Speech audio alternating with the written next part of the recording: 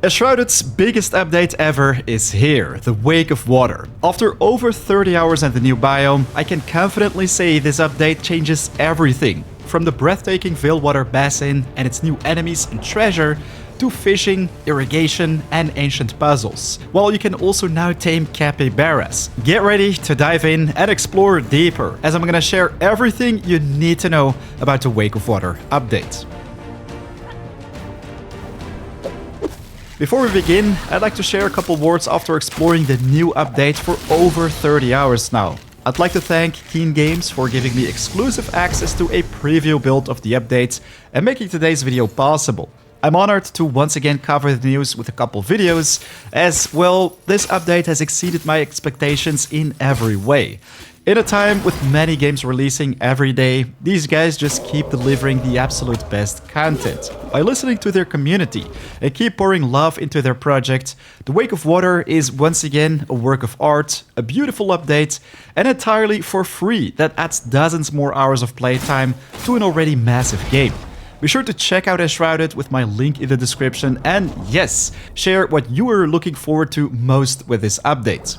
I'm sure many of you guys are very much looking forward to accessing the new biome, which honestly is a new zone, part of the endgame basically, so it's not gonna be accessible straight away for new players. I'd say you'll come more than prepared after the Albanese summits, while there are also ways to reach it from the Black Mire, Imperial Gardens and other regions.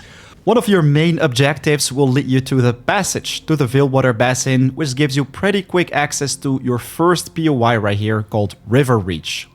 This is where you'll stumble upon familiar foes who've also made this beautiful green oasis their homes.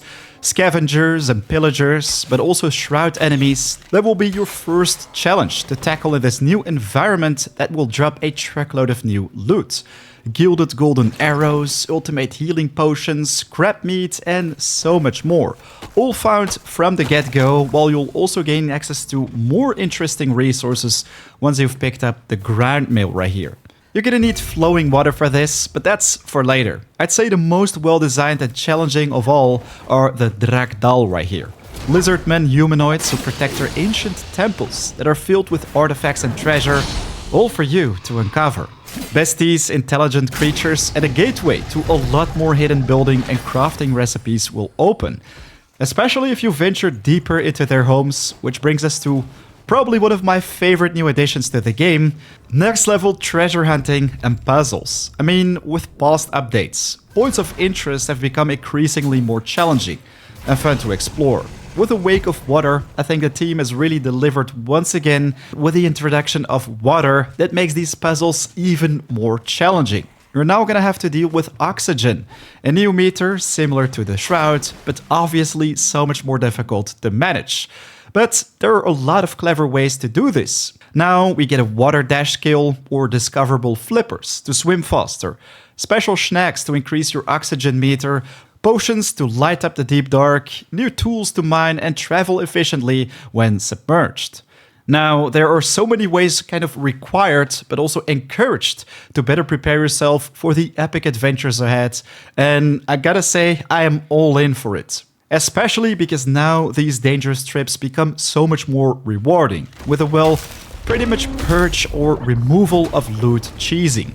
Something I did cover a lot on the channel, so guilty with my best legendary gear farm spots. This simply used to be the best way, but let's be honest, it wasn't fun to get your hands on a ridiculous amount of treasure fast. Now, and I'm really loving it, you're gonna have to work for that legendary loot, as chests opened will no longer be accessible, but they will respawn after some time. The game registers when you open loot, and I'm still trying to figure out the exact respawn times for the best level chest, but 1 to 2 hours seems about right. The highest value chests seem to have a slightly longer respawn time, but that's when you want to revisit them and try your luck for another great item. Some places seem to still have fixed loot, so you can share these locations with your friends. For example, the flaming gauntlets always pop up in this specific one, but even better, a golden war hero axe, probably one of the best endgame weapons. But rest assured, almost all the treasure chests seem randomized still, and good for us now sometimes also come with 2 items.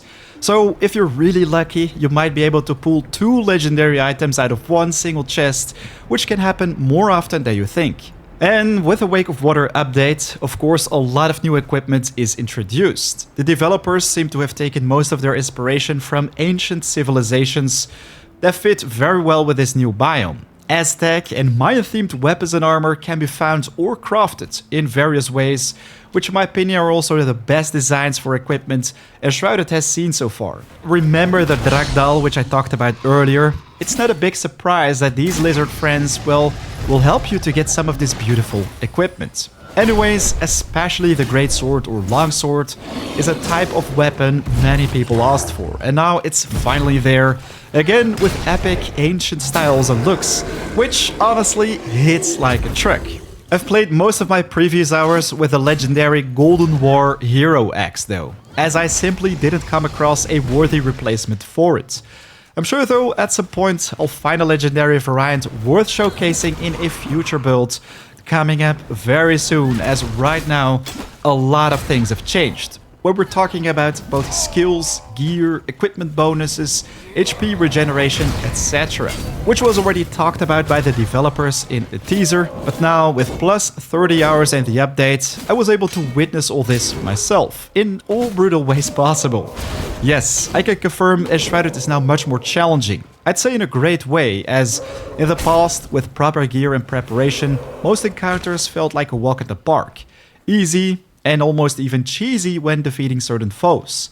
I totally agree that once you've reached the best tier of equipment, you desire that edge in combat. But with a new update, encounters stay challenging and require to still pay attention to what you're doing, not just bring the right equipment and snacks to the party and steamroll through the content. One of the biggest changes I can tell is stamina regeneration, which makes travel, but especially dodging and dealing damage in combat, more interesting as it depletes much faster. So you won't be able to just spam attack and roll forever. There's still plenty of ways to get the most out of your builds with new gear like the ultimate stamina ring and delicious jungle themed snacks though. So as someone who enjoys fishing in real life, you can tell that I'm very excited about finally being able to fish in Enshrouded. Honestly, its mechanics deserve a separate guide, in which I'll teach you to become the best fisherman like no one ever was, and catch them all. Your legendary catches can be displayed on your wall if you want to show them to your friends, but essentially, for oxygen management, you're gonna have to save up a couple fish and smoke them in the new station, cook meals that can help you breathe underwater longer. With the different types of bait you can craft from resources found in all the nooks and crannies of the world, the game really encourages you to make this, well, another full-time job inside a game that's already filled with so much to do. I literally have no idea what I should prioritize next, and I simply love it. Talking about labor, you guys know that maintaining your farm in Enshrouded can also take a lot of your time, which is, yeah, no different with the introduction of water in this massive new update. Right now, you can fill flasks at a water surface to bring the liquid to your base, simply throw them in your production place and add the resources. No more cheese resetting of water wells. For bigger building projects though, you're gonna need a portable water pump to suck up liquid from larger water surfaces and then empty it on the desired spot to fill your own homemade jacuzzi or ambitious lake build. With the addition of coffee, rice and plenty of other new resources, you'll be able to build your own rice fields now, which can be irrigated in different ways. Craftable water dispensers add water flow. Gates stop it. Drains remove it from your base entirely, while wheels generate power with it. All very fun stuff to play with, while some essential to get your new grind mill operational. And I have to be honest, this was a pretty challenging task, but I managed. So watch till the end if you want to see my easy tip to get it to work.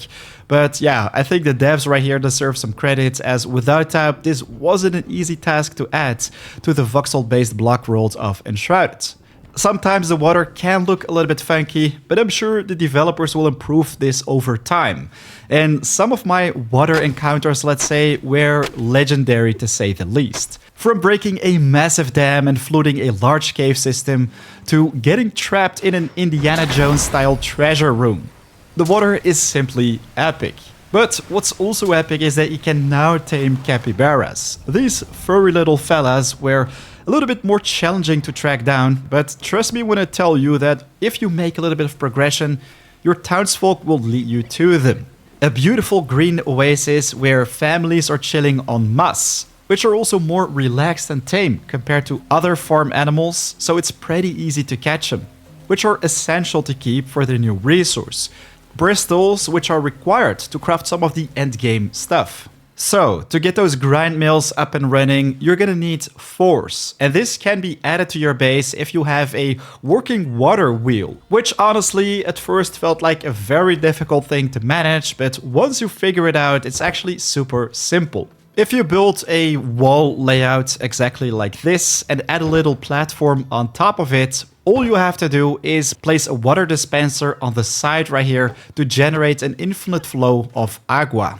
This is essential for a water wheel to keep running, while you also want to drain the water, as otherwise it's just gonna flood the entire place. The addition of just one is gonna work like a charm, while the most crucial part about this build is the exact placement of the water wheel.